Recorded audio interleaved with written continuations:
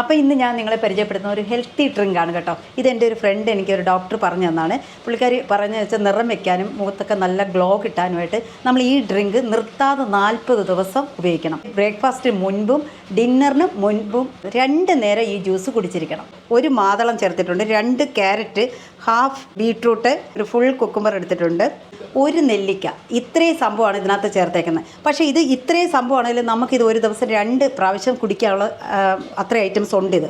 അപ്പോൾ ഇത് ഡെയിലി നമ്മൾ യൂസ് ചെയ്താൽ മതി, നിർത്താൻ പാടില്ലെന്നാണ് പറഞ്ഞത്. അപ്പോൾ ഇത് മിക്സ് ചെയ്തിട്ട് നമുക്ക് ഇതിനകത്തോട്ട് ഇടാം. അപ്പോൾ കുറച്ച് വെള്ളം കൂടി ചേർത്ത് നമുക്ക് അരച്ചെടുക്കാം.